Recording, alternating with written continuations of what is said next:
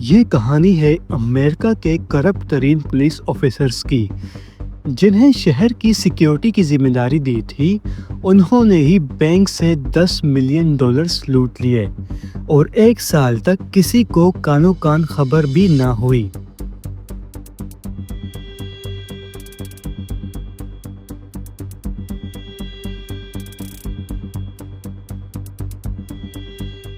कहानी की शुरुआत होती है अमेरिका के शहर मेडफोर्ड से, जिसकी आबादी तकरीबन 60,000 थी। ये 1980 की बात है, जब शहर का माहौल बहुत ही ज़्यादा अच्छा था। इतनी महंगाई नहीं थी, लोगों को अपने बिजनेस में काफ़ी प्रॉफिट होता था और वो खर्च भी उसी हिसाब से करते थे। किसी के पास भी पैसे की कमी नहीं थी। इस अमीर शहर के बीचों बीच डिपॉजिटर ट्रस्ट बैंक था, जो शहर का सबसे बड़ा और सेफ बैंक था। मेडफोर्ड शहर के लोगों को इस बैंक पर पूरा भरोसा था और वो अपनी कीमती चीजें इस बैंक के डिपॉजिट बॉक्स में रखते थे। ये डिपॉजिट बॉक्सेस हर बैंक की तरह इस बैंक में भी कस्टमर को रेंट पर मिलते थे, जहां कस्टमर अपने पैसे, सोना, चांदी और अपने इम्पोर्टेंट डॉक्यूमेंट्स रखते थे। इन बॉक्सेस को जिस वॉल्ट में रखा गया था, वो एक रूम नहीं बल्कि एक किला था, जिसकी दीवारें और छत कंक्रीट की बनी हुई थी और इनकी चौड़ाई 5 से 7 सेंटीमीटर की थी। और ये वॉल्ट चारों तरफ से सील किया गया था, जहां कोई भी किसी भी किस्म की ड्रिलिंग ना कर सके। उस जमाने के हिसाब से ये काफी एडवांस वॉल्ट था, जो किसी भी चोर से सेफ रहने के लिए बनाया गया था। इस वॉल्ट की सिक्योरिटी काफी टाइट थी। इसमें ऐसे अलार्म लगाए गए थे जो सीधा 3 जगहों से कनेक्ट थे।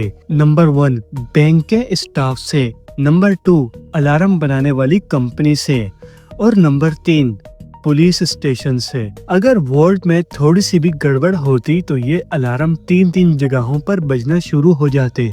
लेकिन दोस्तों, कभी किसी ने ये सोचा भी नहीं था कि जिनको सिक्योरिटी के लिए रखा गया है, असल में वही चोर बन जाएंगे। इस चोरी के प्लान का मास्टरमाइंड था गेरलार्ड सेलेमेंट, जो खुद एक पुलिस ऑफिसर था और कोई लोकल पुलिस ऑफिसर नहीं बल्कि पुलिस डिपार्टमेंट का कैप्टन था। और इनकी की गई रॉबरी अमेरिका की हिस्ट्री की सबसे बड़ी रॉबरी में से एक रॉबरी बन गई थी, जिसमें $10 मिलियन कैश और औरतों की ज्वेलरी अलग शामिल थी। ये चोरी रातों रात नहीं हुई थी, बल्कि ये सालों की प्लानिंग थी, जो सही वक्त आने का इंतजार कर रही थी। गेरलार्ड, जो शुरू से एक चोर नहीं था, जब उसने पुलिस डिपार्टमेंट ज्वाइन किया था तो उसे एक क्रशर नाम के ऑफिसर के साथ ड्यूटी ज्वाइन करवा दी थी। अब वो ऑफिसर करप्ट था, जो गेरलार्ड को इस गलत रास्ते पर लेकर आया। क्रशर लोगों से रिश्वत लेता था और उसका एक हिस्सा गेरलार्ड को दे देता था, जिससे गेरलार्ड भी खुश और क्रशर भी खुश। एक रात गेरलार्ड और क्रशर ने अपनी ड्यूटी के दौरान एक और करप्ट ऑफिसर को दुकान से कुछ सामान चुराते हुए देखा। इससे गेरलार्ड को पता चला कि पुलिस डिपार्टमेंट में कितने ज्यादा करप्ट लोग हैं। लेकिन क्रशर ने उससे कहा कि तुम्हें इन सब पर ध्यान नहीं देना चाहिए। आहिस्ता आहिस्ता गेरलार्ड भी एक बड़ा करप्ट पुलिस ऑफिसर बन गया और वो भी करप्ट ऑफिसर के गैंग में शामिल हो गया था। अब उसे पता चल गया था कि पुलिस ऑफिसर के लिए चोरी करना कितना आसान है और अपनी वर्दी का नाजायज इस्तेमाल करना पुलिस वालों के लिए कितनी आम बात है, खासकर तब जब आपके आसपास करप्ट तरीन पुलिस ऑफिसर हों, जो हर बुरे काम में एक दूसरे को सपोर्ट करते हों। अब गेरलार्ड पूरी तरह से करप्ट हो गया था और वो अपनी गैर कानूनी कमाई से जी रहा था। उसके फ्लैट में भी सारा सामान चोरी का था, जैसे टीवी, बेड, इलेक्ट्रॉनिक का सामान और फर्नीचर वगैरह। और घर में खुला खर्चा करने से उसकी फैमिली भी खुश थी। गेरलार्ड को हमेशा समाज में एक अच्छा ऑफिसर समझा जाता था। किसी को नहीं पता था कि वो एक करप्ट ऑफिसर है, जो शहर के दूसरे इलाकों से चोरी करता है और रिश्वत लेता है। और उसने कभी भी अपने करप्ट साथियों को नहीं पकड़ा था, फिर चाहे वो कोई भी जुर्म कर रहे हो। लेकिन नॉर्मल क्रिमिनल्स को वो ऐसे पकड़ता था जैसे बिल्ली चूहे को पकड़ती है। वो किसी भी क्रिमिनल को नहीं छोड़ता था और ना ही किसी पर रहम करता था। इसीलिए उसे पुलिस फोर्स का एक बेहतरीन ऑफिसर माना जाता था। एक बार तो उसने एक गैंग के लीडर को पकड़ा था जिसके पास बहुत ज्यादा असलहा भी मौजूद था, जिसके लिए उसे पुलिस डिपार्टमेंट की तरफ से बहादुरी का अवार्ड दिया गया था। इन चीजों की वजह से कभी भी किसी को उस पर शक नहीं होता था कि वो एक करप्ट ऑफिसर है। उसका अपनी लाइफ में भी डबल रोल था, पब्लिक के सामने एक बहादुर और ईमानदार ऑफिसर और चोरी चोरी छुपके एक चोर। वक्त गुजरने के साथ साथ वो और बड़ा चोर बनता गया और उससे उसकी चोरियां भी बढ़ने लगी, खासकर तब जब पुलिस में उसका रैंक बढ़ने लगा। ये सब 1980 तक जारी रहा जब गेरलट ने शहर के सबसे बड़े बैंक को लूटने का फैसला किया। इस तरह की बड़ी वारदात करने का सोचना भी बहुत बड़ी बात थी। अगर गेरलट के साथ करप्ट ऑफिसर का गैंग नहीं होता तो ये उसके लिए सोचना भी इम्पॉसिबल था। उसका सबसे करीबी साथी अब क्रैशर नहीं बल्कि टॉमी था। ये दोनों 2 साल पहले पहली बार मिले थे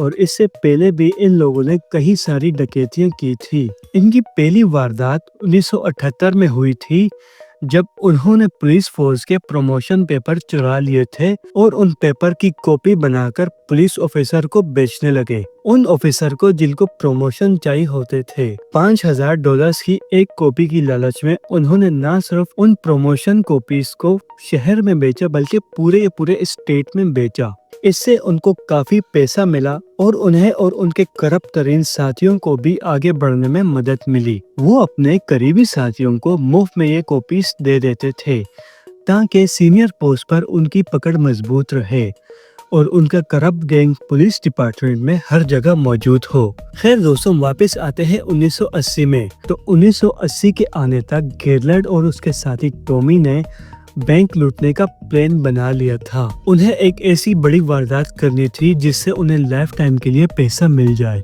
टॉमी पहले ही एक बैंक का कस्टमर था तो ये उसकी जिम्मेदारी थी कि वो बैंक के अंदर जाए और वहाँ के वॉल्ट रूम और सिक्योरिटी का जायजा ले, जैसे कि बैंक के अंदर कितने लोग होते हैं, कितने सिक्योरिटी गार्ड होते हैं, वॉल्ट में किस तरह के लॉकर हैं, उनने कितना माल रखा हुआ है, इसके अलावा बैंक की दीवारें और खुफिया अलार्म वगैरह।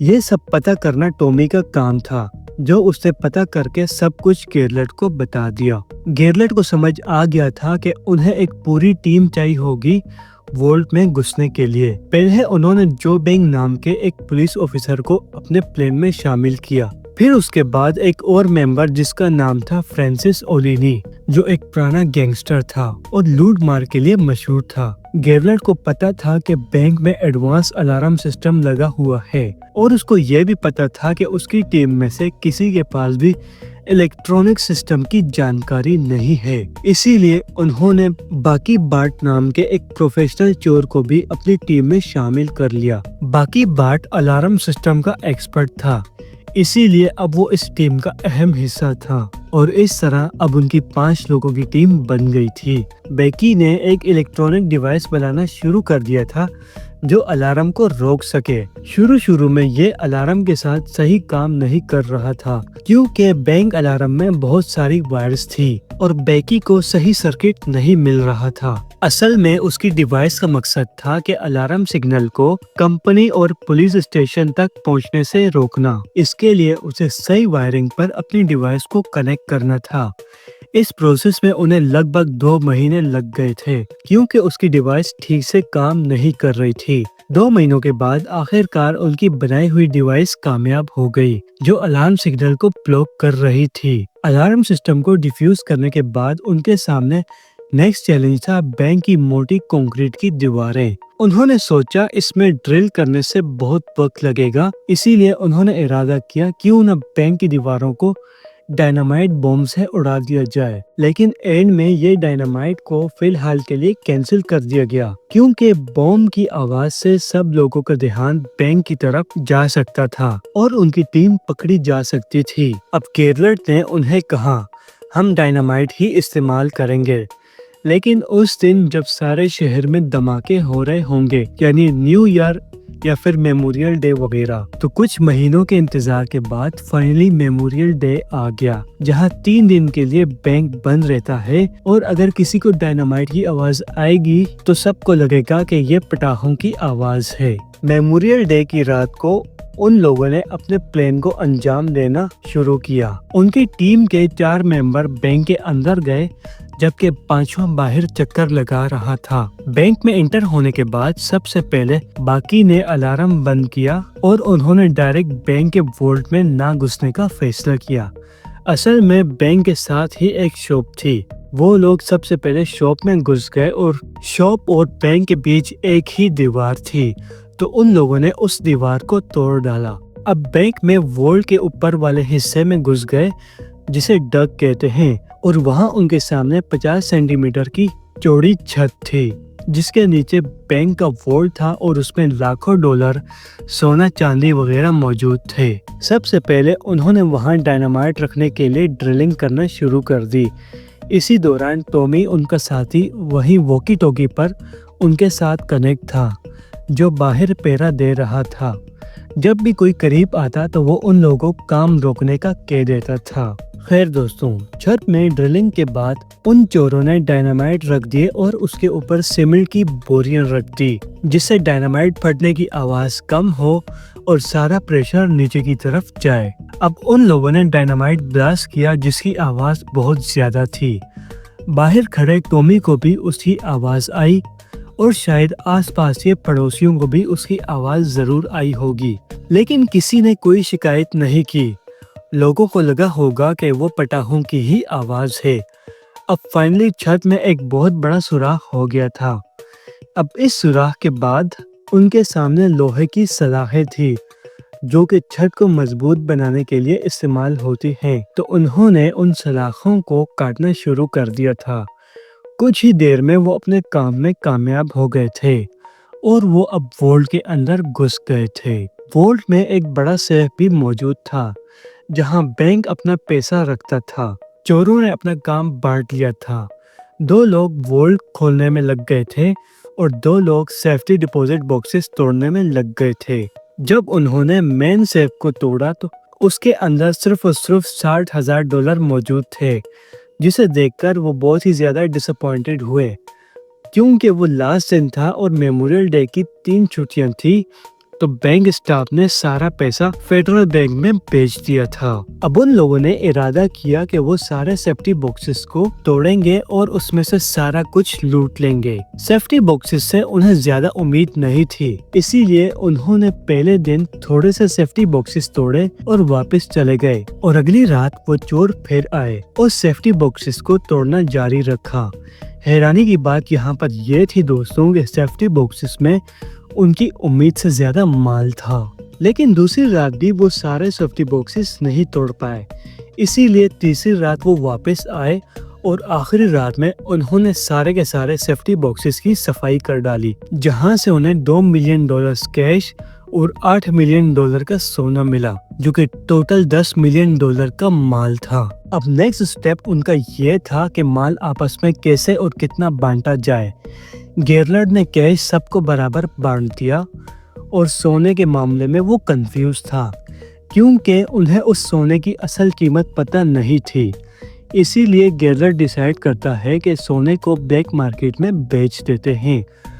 उसने ज्वेलरी जो बैंक को दे दी, क्योंकि उसके पास ज्वेलरी छुपाने के लिए सेफ जगह मौजूद थी। गेरलर्ड जो गैंग का लीडर था, उसे सबसे कहा कुछ टाइम के लिए अब इस कैश को इस्तेमाल मत करना, क्योंकि कल सुबह होते ही बैंक में चोरी का पता चल जाएगा और FBI अपनी इन्वेस्टिगेशन शुरू कर देगी। अगले दिन जब बैंक खुलता है तो बैंक के स्टाफ की टांगों के नीचे से जमीन गायब हो जाती है, क्योंकि बैंक के वॉल्ट का ये हाल उन लोगों ने कभी सोचा भी नहीं था। बैंक लुट चुका था, पुलिस और FBI वहां पर पहुंच गई थी और इन्वेस्टिगेशन स्टार्ट हो चुकी थी। शुरू में FBI को शक था कि लुटेरे बैंक के स्टाफ में से कोई होंगे या फिर वहां के लोकल लोग, जिन्हें बैंक की हर चीज के बारे में अच्छे से पता था। FBI ये भी जानती थी कि पुलिस में करप्ट लोग भी मौजूद हैं, इसीलिए वो गेरलर्ड और टॉमी पर भी नजर रखते हैं, क्योंकि उस रात उन दोनों की ड्यूटी उसी एरिया में थी। जब FBI ने गेरलर्ड से पूछा कि वो उस रात कहाँ था, तो उसने बताया कि वो अपनी गर्लफ्रेंड बारबरा के साथ था। उसने पहले ही बारबरा को बता दिया था कि FBI तुमसे इन्वेस्टिगेशन करेगी तो तुम उनसे कह देना उस साथ में तुम्हारे साथ था। जब FBI ने बारबरा को बुलाकर उससे पूछा तो बारबरा ने एक्सेप्ट किया कि गेलर्ड उस रात उसी के साथ था। खैर FBI की जांच पड़ताल जारी रही और महीनों गुजर गए लेकिन कोई भी सबूत ना मिल सका। लगभग 1 साल के बाद ये केस ठंडा पड़ने लगा। तब तक गेरलट ने कोई भी गलत कदम नहीं उठाया था जिससे उस पर पुलिस को शक हो, लेकिन उसके साथी टॉमी और जो बैंक खुद को रोक नहीं पा रहे थे। वो नशे के आदी थे और अंधाधुंध पैसा उड़ा रहे थे। जो बैंक के पास ज्वेलरी थी जिसमें से वो हीरे निकाल के अपनी गर्लफ्रेंड्स को देता था। जब ये बात टॉमी को पता चली तो वो परेशान हो गया। टॉमी ने जो बैंक से इस बारे में बात की तो दोनों में बहस होने लगी और ये बहस झगड़े में बदल गई। गुस्से में आकर टॉमी ने अपनी राइफल से जो बैंक पर गोली चला दी। टॉमी को लगा कि शायद वो मर चुका है और वही मौके पर पुलिस आ गई और टॉमी को गिरफ्तार कर लिया गया। लेकिन टॉमी के लिए एक बुरी खबर यह थी कि जो बैंक मरा नहीं था बल्कि जिंदा था। जब पुलिस ने इन दोनों की गाड़ियों की तलाशी ली तो उन्हें इनकी कार से लूटी हुई ज्वेलरी और कोकेन मिली और अब यहाँ से ये सारा केस पलट गया था। जब गेरलट को इस बात का पता चला तो वो परेशान हो गया क्योंकि उसके दोनों साथी अब FBI की जेल में थे और वो बस उम्मीद कर रहा था कि उसके साथी उसका नाम ना ले। खैर टॉमी और जो बैंक को अदालत में पेश किया गया जहां पर जो बैंक एक्सेप्ट करता है कि उसने वहां पर उस बैंक में चोरी की थी और उसके साथ उसका साथी था टॉमी। टॉमी को गोली चलाने और चोरी करने के जुर्म में सजा दी जाती है और साथ ही जो बैंक को भी, लेकिन जो बैंक को कम सजा दी जाती है क्योंकि वो सरकारी वकील बन जाता है। अब गेरलट रह गया था जिस पर FBI को पूरा शक था। FBI दोबारा गेरलट की गर्लफ्रेंड के पास जाती है और उससे पूछती है, तुम जो भी छुपा रही हो सच सच बता दो, हम तुम्हें अपनी पूरी सेफ्टी देंगे और तुम्हें कुछ भी नहीं होगा। फिर गेरलट की गर्लफ्रेंड उन्हें बताती है कि उस रात गेरलट उसके पास आया था, सीमेंट और धूल से लगभग भरा हुआ था। फिर उसके बाद पुलिस गेरलट के घर पे छापा मारती है और उसे अरेस्ट करती है। गेरलट को कॉन्फिडेंस था कि पुलिस के पास उसके खिलाफ कोई भी सबूत नहीं है, लेकिन असल झटका उसे तब लगता है जब उसकी गर्लफ्रेंड उसके खिलाफ कोर्ट में गवाही देती है। बारबरा ने कोर्ट में कहा था कि गेरलट उस दिन उसके पास आया था, वो सीमेंट और धूल से लगभग भरा हुआ था और उसने FBI को यह भी कहने को कहा था कि FBI को झूठ बोलना कि मैं उस रात तुम्हारे साथ था। एंड में दोस्तों गेरलट एक्सेप्ट करता है कि हाँ यह प्लान उसी ने बनाया था और उसके साथ 4 और लोग थे, जिसके बाद अदालत गेरलट और उसके साथियों को 40-40 साल की सजा सुनाती है और जो बैंक को कम सजा होती है क्योंकि वो सरकारी वकील बन गया था और इस तरह इस केस का एंड होता है। वेल दोस्तों, अगर आप लोगों को ये वाली वीडियो पसंद आई तो वीडियो को लाइक करना, चैनल को सब्सक्राइब करना और साथ ही साथ बेल आइकन को प्रेस करना। अगर आप लोग इस तरह की और अमेजिंग और इंटरेस्टिंग वीडियोस देखना चाहते हैं तो मेरे चैनल में जाकर जरूर देख सकते हैं, जिनके थंबनेल आप लोगों को अपनी स्क्रीन पर भी शो हो रहे होंगे। अब मैं मिलता हूँ आप लोग से एक शानदार वीडियो के साथ। तब तक के लिए अपना और अपनी फैमिली का बहुत सारा ख्याल रखें। Good bye.